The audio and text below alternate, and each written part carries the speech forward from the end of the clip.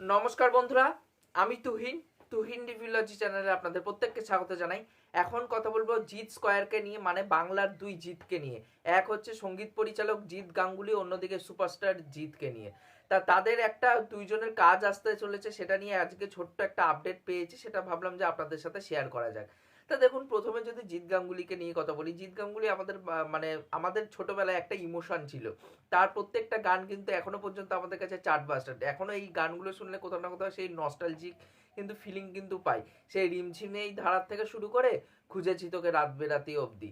তাই এই যে এই গানগুলো সত্যি খুব সুন্দর, এবং দেব এবং জিৎ সেই টাইমে তাদের সিনেমাতে যে এইভাবে মিউজিক দিয়েছে, তার কন্ট্রিবিউশন যে বাংলা মিউজিক জগতে, সেটা কিন্তু খুবই প্রশংসনীয়, এবং সেটা শুনতেও কোথাও না কোথাও খুব ভালো লাগে, এবং আজও পর্যন্ত খুব প্রিয় আমাদের প্রত্যেকটা গান জিৎ গাঙ্গুলির। বাংলায় যতগুলো গান, সে দেবের হোক বা জিতের সিনেমাতে হোক, সেগুলো কিন্তু আমরা শুনি এখনো পর্যন্ত, সেগুলো শুনতে খুব ভালো লাগে। এবং সেই জায়গার থেকে শুরু, মানে সেই জায়গা থেকে জার্নি শুরু হয়েছে তার। আজকে কিন্তু বাংলায় সে সেইভাবে কাজ হয়তো করে না, কারণ সন্তান সিনেমাটাতে লাস্ট সে মিউজিকের কাজ দিয়েছিল। এইবার যেটা শোনা যাচ্ছে সেটা বাংলার কাজ না হলো, কিন্তু বাংলার সুপারস্টারের কাজে কিন্তু সে মিউজিক দিতে চলেছে। সেটা হচ্ছে যে জিতের আপকামিং যে সিরিজটি আসছে নেটফ্লিক্সে, খাকি দা বেঙ্গল চ্যাপ্টার, সেখানটায় কিন্তু জিৎ গাঙ্গুলি কিন্তু মিউজিক দিয়েছে। সেটা নামী পত্রিকার মাধ্যমে হোক বা জিৎ গাঙ্গুলি নিজের সোশ্যাল মিডিয়া হ্যান্ডেলে, সে কিন্তু নিজেই কনফার্ম করে জানিয়ে দিয়েছে যে তার মানে জিতের সাথে কিন্তু এই মানে জিতের সাথে এই কাজটা আসতে চলেছে।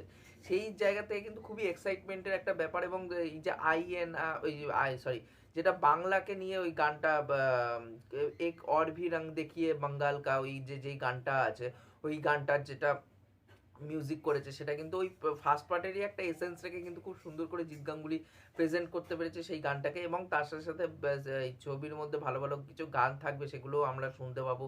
এবং জিতের সাথে অনেক দিন পর কাজ করতে দেখতে পাবো জিৎ গাঙ্গুলিকে, সেটাই হচ্ছে সব থেকে বড় ব্যাপার। এবং সব থেকে মাস্টার স্ট্রোক এখানটায় খেলেছে হচ্ছে এখানটায় নীরাজ পান্ডে। আমরা মানে আপনারা তো সবাই জানেন যে নীরাজ পান্ডে মূলত হিন্দিতে কাজ করে থাকে, কিন্তু তিনি কিন্তু তার জন্ম এবং পড়াশোনা কিন্তু সব বাংলাতেই হয়েছে। তিনি কিন্তু বাংলারই ছেলে। এবার যার জন্য কিন্তু এই খাকি দা বেঙ্গল চ্যাপ্টারে সেই বাংলার যে কালচারটা, সেটা কিন্তু খুব সুন্দর করে উঠে আসছে। সেই উলুধ্বনি আমরা শুনতে পাচ্ছি, সেই জিনিসগুলো কিন্তু খুব সুন্দর করে রাখা হয়েছে।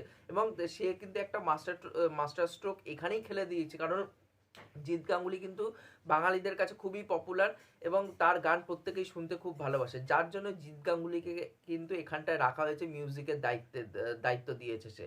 এবার সেই জায়গার থেকে দাঁড়িয়ে কিন্তু মানে এই যে এই জিনিসটা যেটা করেছে, সেটা কিন্তু বাঙালিরা আরো বেশি কানেক্টেড করতে পারবে, এবং আরো বেশি মজাদার হবে বাঙালিদের কাছে। তাই এই জিনিসটা কিন্তু নীরাজ পান্ডে খুব সুন্দর করে করেছে। এবং এই এবার দেখার এই সিরিজের মধ্যে গানগুলো কিরকম কি থাকে, এবং জিৎ গাঙ্গুলি এবং জিৎ আবার তারা একসাথে কাজ করতে চলেছে মানে নেটফ্লিক্সের জন্য। এটা বাংলার না হলেও কিন্তু বাংলা সুপারস্টারের জন্যই কিন্তু সে কাজটা করেছে। এবার দেখার কাজটা কিরকম হয়, এবং এই সিরিজের গানগুলো কিরকম হয়। আপনারা কতটা এক্সাইটেড এই বিষয়টা জানতে পেরে, যে জিৎ গাঙ্গুলি জিতের সিনেমাতে, সরি জিতের ওয়েব সিরিজে একটা মিউজিকের কাজ করেছে, সেটা আপনারা অবশ্যই নিচে কমেন্ট করে জানাবেন। আর এই ভিডিওটি ভালো লাগলে অবশ্যই লাইক শেয়ার সাবস্ক্রাইব করে পাশে থাকবেন, তাহলে মোটিভেশন পাবো নতুন নতুন ভিডিও বানানোর জন্য। এখনকার মতন টাটা, বাই।